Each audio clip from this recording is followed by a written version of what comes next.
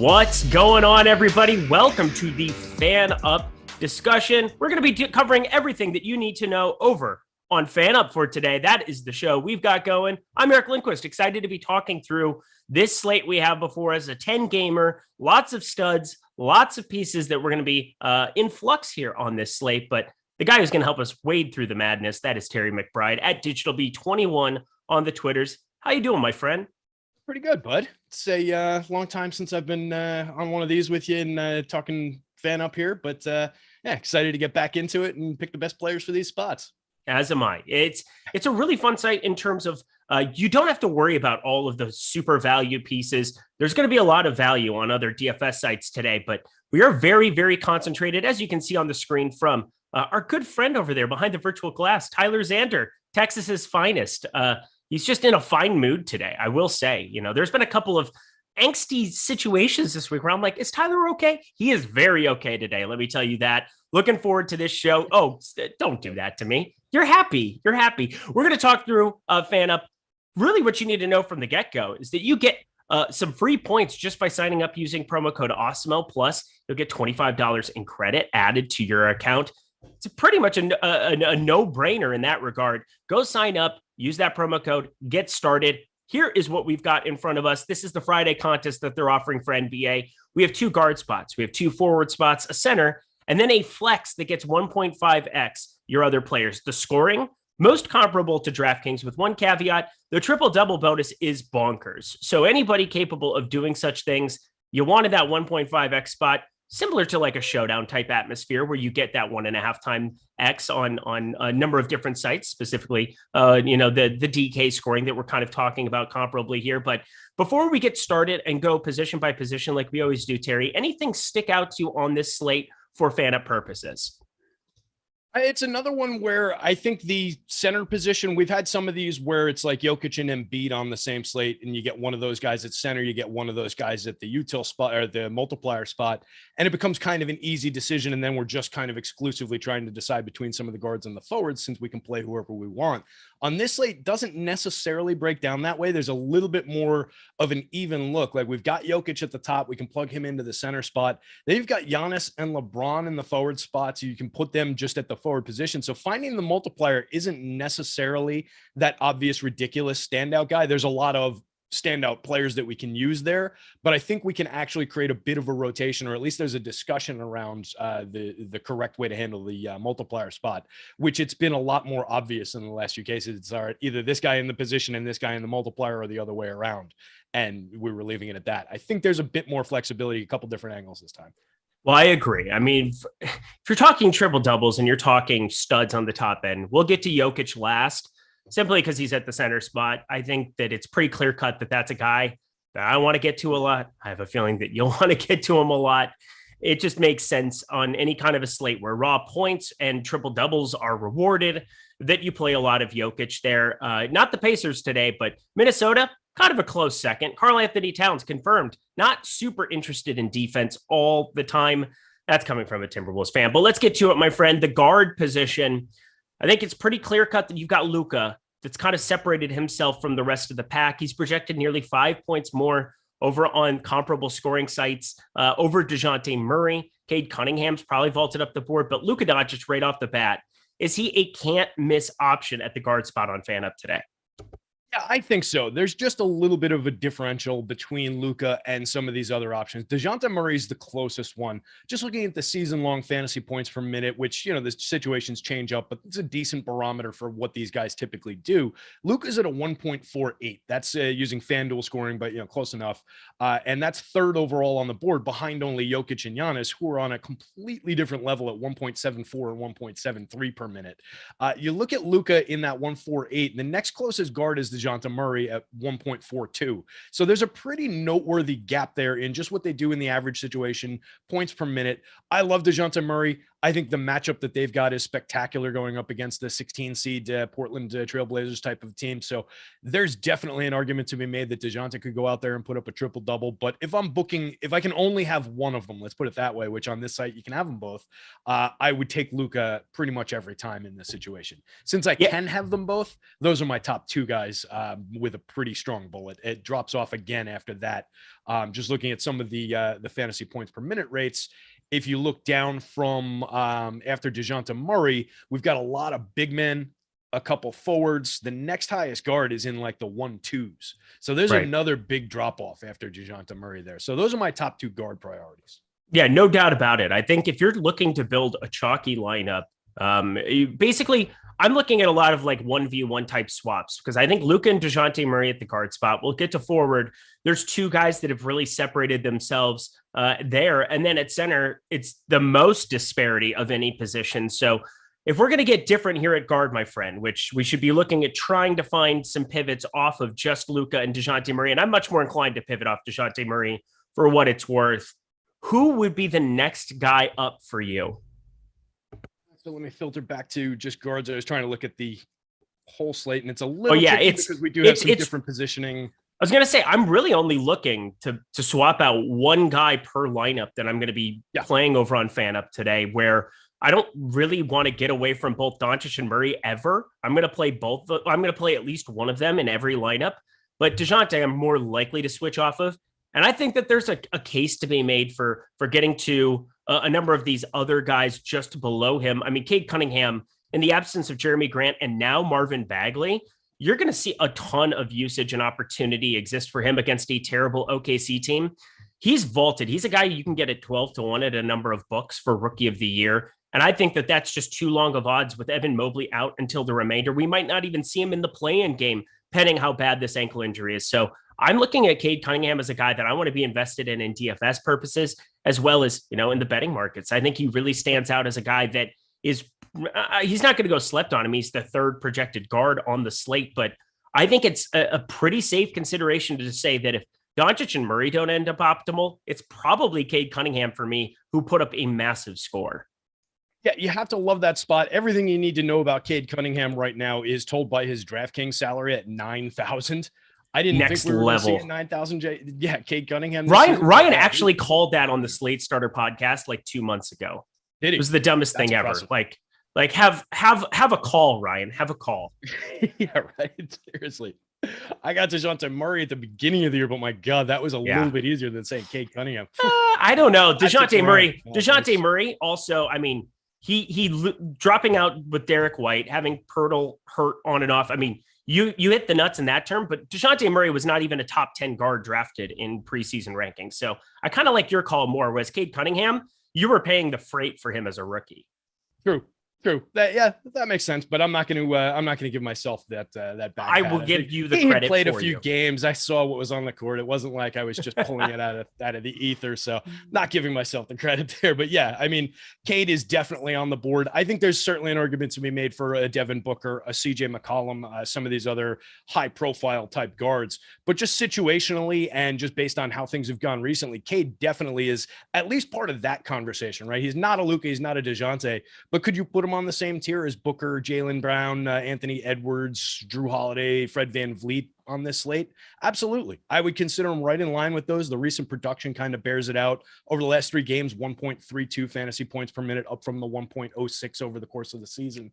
Plays 35 minutes a night. Nothing not to like there. And like you said, it's just a really good spot against that just atrocious OKC team. So not that the Pistons are exactly fantastic, but it's a really good spot for Cade here. So him in that mix of other guys. And then I would rotate through. Like you said, I want one of Luka or DeJounte there. I think it's at least justifiable to rotate Luka through the multiplier spot today. I'm not sure about DeJounte, but it probably is. So you can also have lineups where you've got both of them plus a Cade plus a Booker in the other guard spot. So there are ways to combine 3 guards or 3 forwards on this slate, I think. Yeah, I think a number of those other guys in this next level. Be on the lookout. This Clippers-Milwaukee game could look a lot different come lock. I would be very surprised. I mean, Paul George hasn't played for a while. It was an elbow issue. He's now played 2 games since he returned.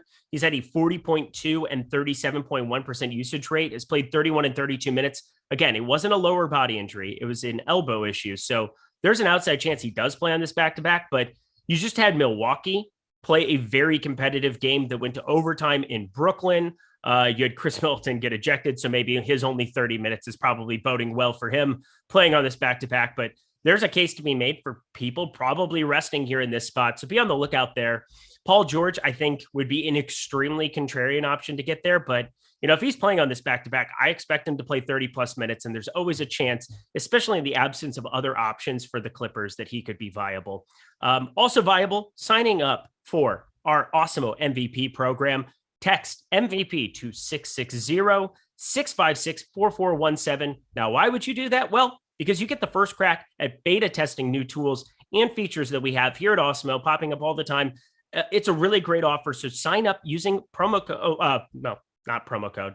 It's just MVP 660-656-4417. My friend there, Tyler Zander, is going to throw that into chat. Oh, no, he pulled it up on the screen because he's on top of it. He's on top of it. What a stud. What a stud. Let's keep it going. What we've done is had that phone number spell out, let me see those picks. I see what you did there. That was a promo code joke. It was. That was a promo code joke. Not a joke, the forward position here where you've got two studs on the top end. Once again, be on the lookout. LeBron James is going to probably be returning here. He's expected to play now. I guess still questionable. Just be watching the news here. Him and Anthony Davis, if they're going to try to sneak their way into the playoffs, they need to play in this Pelicans game, fighting for that 10 seed. San Antonio now moving up on them, going past them. It is a must win game for the Lakers. So all hands on deck. LeBron might be pretty viable there, but it starts with Giannis. 1.77 DraftKings points per minute player over all situations. Closest comp coming off an overtime game. I have no concerns after 70 plus in those last two. That's just what Giannis does. Is he a can't miss option at forward? Yeah, I think so. I think he's the guy that you plug into forward. You plug into the multiplier spot in 35% of the lineups that you build. You plug Jokic in there another 35%, and then maybe you save the rest for rotating through some of these options. But yeah, he and Jokic are my two lead guys for the multiplier spot. He's absolutely a lock play in one of the forward spots. I want him in every single lineup I build. He's incomparable at the position. 1.73 FanDuel points per minute, 1.78 on DK, like you said. By comparison, LeBron James, one of the best players in the world, 1.43. That's a massive difference. That's a third of a fantasy point per minute. That is huge difference between the two guys. Over the last three, Giannis has been at 1.9 fantasy points per minute over the last three, playing 35 minutes a night. It's just dominance. I mean, I don't have to sell Giannis on it to completely anybody. No, you really don't. I want to give an MLB update because we got MLB stuff coming up soon. Yes, Craig Kimbrell on the move to the Dodgers. White Sox get AJ Pollock. Interesting. Straight up. Kimbrell for Pollock. I didn't see that happening. If your fantasy league has already drafted, jump on your waiver wire and put in a claim for Mr. Kimbrell because he's going to be closing again, I would imagine.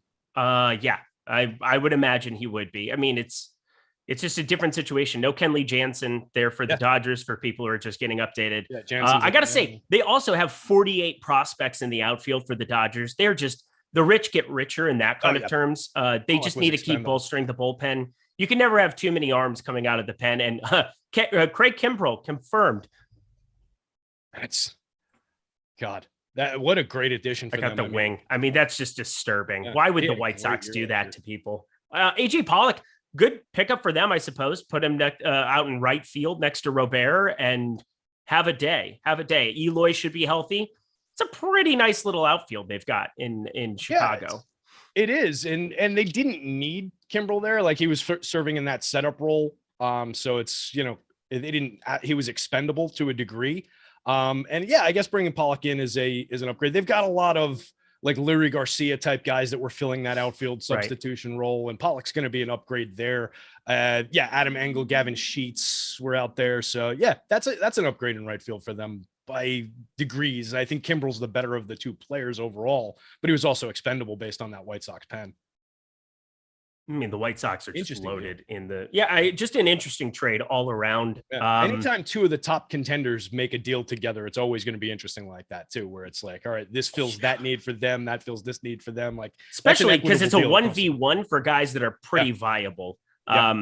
I like Pollock more. I like Kimbrel more. It's like, it's hard to run into situations like that. So obviously a good trade for both teams, probably. I don't know why the White Sox would find him expendable. I feel like there's a red flag there, some kind maybe, but regardless, I'm looking forward to the MLB season. I'm curious to see what FanUp has for offerings for MLB. I'm sure they're going to have plenty coming down the pipeline. So check out everything there. And Thursday, I'll be at the Masters, but I will probably try to make some lineups and just pray to God that the lineups don't change while I'm out there, because you're not allowed to bring your phones at Augusta National. So throwing it out there. Anyway, back to forward. LeBron James, if he plays, I'll be on live before lock that day.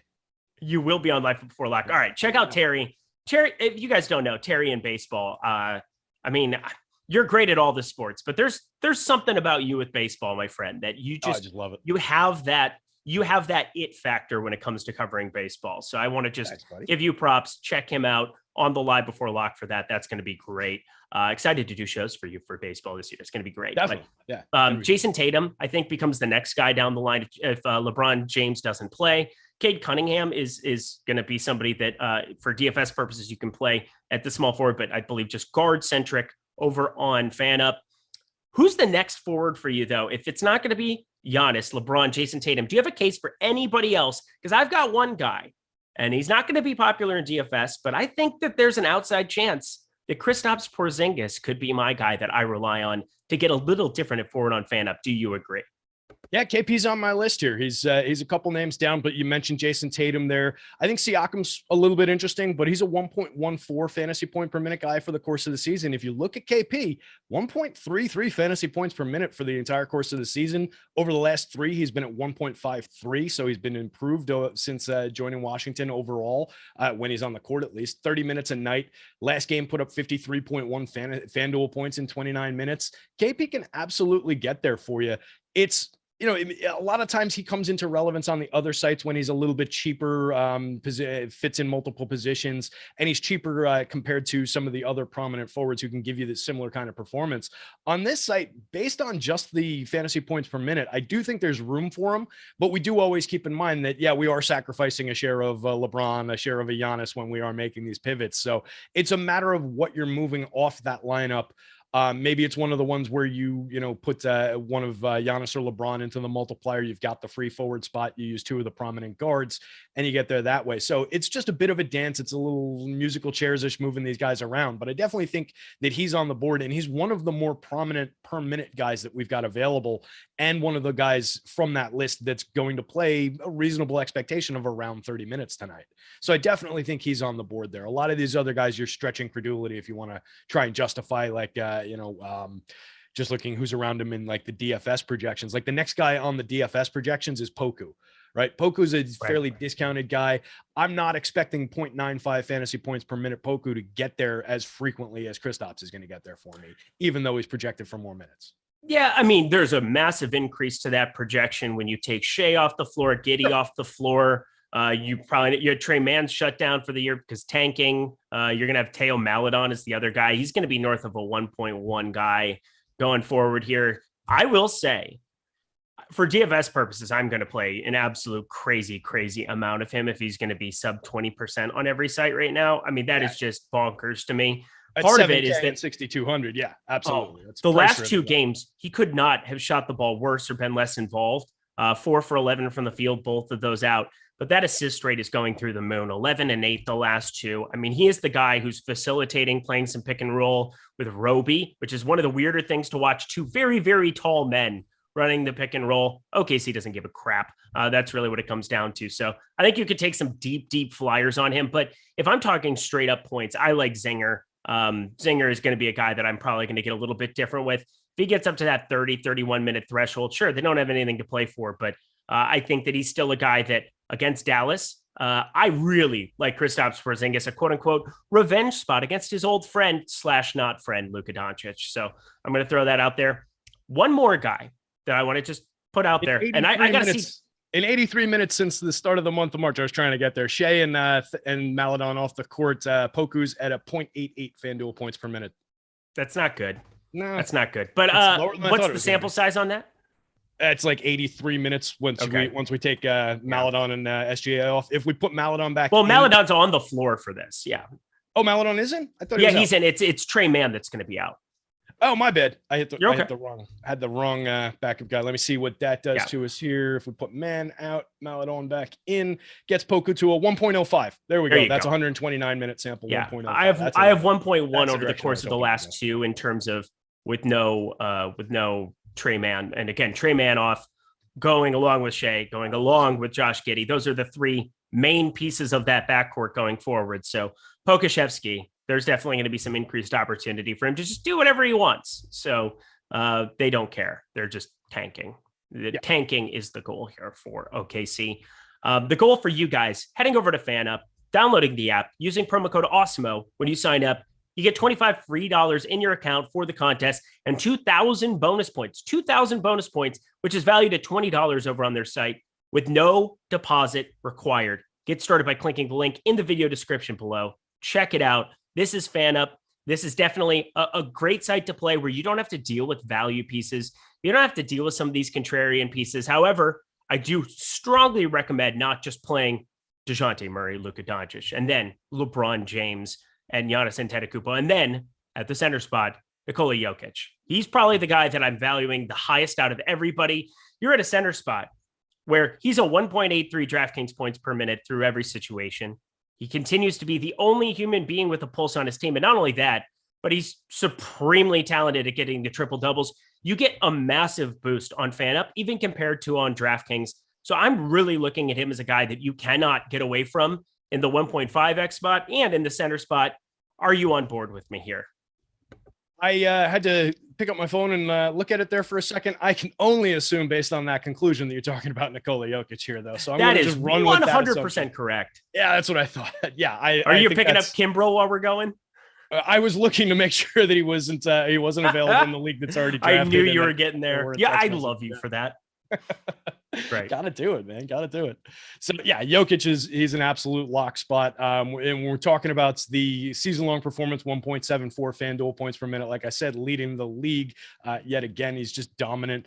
1.9 FanDuel points per minute over the last three, 68.1 in 36 minutes the last time out.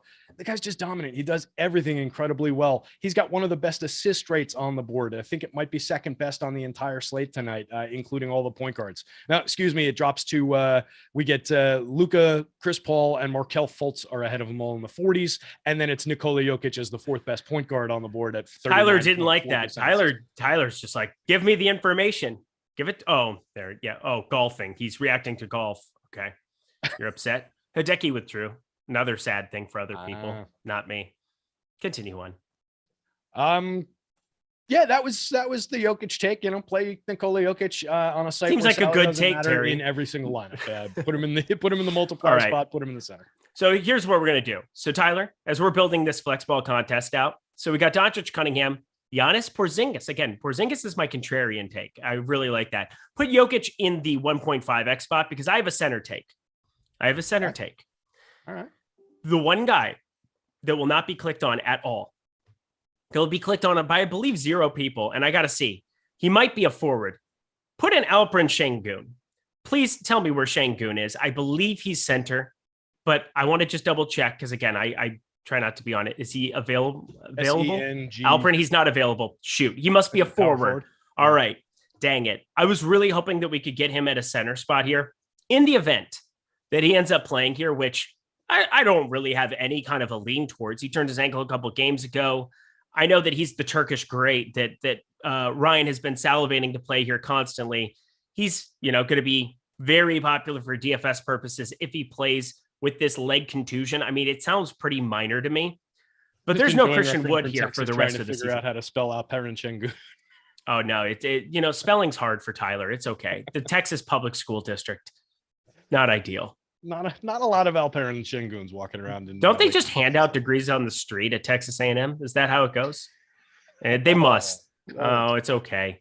Şengün. No, you're spelling it right. You're Şengün question mark. It's just fine. I was looking at maybe rostering some of him just because I'm going to project him north of 40 fantasy points in the event that he plays here in this game. So wanted to at least give him a shout out. So play him other places, not on FanUp here, but looking at the rest of the it's center difficult spot, to work him in as a forward. If he was on that center board, that would be an interesting pivot. But I know I wanted it so bad for everybody involved, but he will play the 5. I'm throwing that out there, but I understand why he's there because he was playing alongside Wood for a number of times there towards the end. Yeah. Anybody else outside of Jokic and then Karl Anthony Towns, who's going to project out pretty darn well as well? I really don't have another center I want to play outside of those two. Yeah, I mean, Cat's the next obvious name on the list, 1.34 fantasy points per minute over the course of the season. If you're talking about the other DFS sites, he's exceedingly cheap on the FanDuel slate. He's interesting on DK as well. I think he's in the mix for some shares on FanUp. It's just a matter of how many times you're going to play Jokic in that multiplier spot where you're not going to go to you get more power, I think, out of a lineup that puts Giannis there and then rosters like a Tatum and a Siakam, a Tatum and another big forward, a Tatum and a KP, let's say. Put Giannis in the multiplier spot and then just let Jokic play at the center spot. I think we're taking a bit of a sacrifice, a bit of a hit if we go the other way around there. But Cat would be my center to go to in that event where I'm using Jokic in the multiplier. I'll go to Cat there, take those points. He's pretty far above like a Joe Val, who I think would be the next name on my list at 1.23 fantasy points per minute. You do get that idea if you get the big Joe Val game. It's not the most popular player in the league, certainly not a guy that a ton of people are going to rush to in a format where they can click whatever name they want. So I think Joe Val's at least on the board for a handful of shares, but it's not like I'm going to, go out of my way to avoid Jokic so that I can get to Joe Val. It's, it's just the nature of the beast here. Yeah, exactly. I will say, maybe I kind of, I didn't mean to besmirch the good name of Jonas Valanciunas. His name is Jonas. Weezer reference sure for all the friends out there. Jonas Valanciunas, though, it is a game that matters a ton. He gets LeBron or Anthony Davis or Dwight Howard. I mean, none of them. I mean, you've got two gimpy guys on one end and then the other guy, Dwight Howard, on a back-to-back. Jonas Valanciunas could go nuts here in this spot. So I didn't mean to besmirch him. Plus 37, 35 minutes the last two. They're playing him some extra run. Hernan Gomez not even really seeing the floor anymore. So that opens up the opportunity for him to play 36 minutes. That would be phenomenal against this Lakers team in a game that both teams really, really need to win. So I'm looking at that as a pretty fun spot to target. Anything else that you really have to cover here at the center spot? Nobody really leaps off the board. You get on the other sites, we're going to get a handful of these value guys, be it like a Tillman or an Olynyk or just some of these guys who are coming up optimal on these other sites that are not going to be in play here. Those are salary driven plays. So it's important to remember what we can do here. And it's speaking obviously for most people who know what they're doing, but somebody visiting the site for the first time might see one of those guys rated highly and think, oh, I'm going to plug them into my lineup. On this site, we are purely looking for raw fantasy scoring. We are looking for the highest median projections that we can kind of plug in. And then you make some pivots around that for guys with similar medians and extremely high upsides, very high ceilings, high probability of hitting those ceilings, large standard deviations among those star caliber players. But you don't want to dip down to these extreme value type plays when you're playing on FanUp. It's just not a part of the game. Yeah, like a guy like Luka could put up 50 and still be optimal, or 55 and still be optimal. You still have to get the other guy that's going to put up 60 fantasy points, which is harder to find at a spot like that, where Luka is just so clear cut. Same thing with Jokic. I just don't know how you get away from playing a guy who projects out 15 fantasy points more. Let other people try to figure out how to get different in those two specific spots. Then for me, I'm willing to kind of play some 1v1s with Murray, with LeBron. If he ends up playing here, maybe garners more attention on FanUp just because he is a name guy. He'll have that Q tag next to his name all day. So that's a benefit. Plus on FanUp, you have to scroll through to find certain names unless somebody knows exactly who they're looking for. It's not tiered the way that it is on other sites in terms of salary. So there's something to be said about some game theory and working down. We've talked about that before. So there's a number of elements to that to get a little bit different, not just play the best plays. We want to find those pivots to try to really get you to the top of the leaderboard, just like on other DFS sites. Well, this was a lot of fun, Terry. I always like hanging out with you. We got some baseball news. We mixed in some golf. We mixed in a little bit of everything.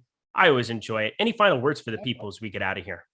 I'm just going to say to you, in case we don't get to chat again, enjoy the Masters next week, man. Thanks, I'm buddy. jealous of that trip. I got to go to that some point in my life, but yeah, have fun. Yeah, it's going to be fun. Little father-son trip. You got to do it. You got to do it. Tyler, appreciate you. Thank you so much for all your work behind the glass there. Thank you so much to FanUp. Don't forget, promo code Awesemo gets you $25 free plus 2,000 bonus points. That's basically a $20 value to play over on their site. Go check out their Friday Flex contest. Looking at some flex ball. Best of luck tonight. He's Terry. I'm Eric. We'll see you guys later.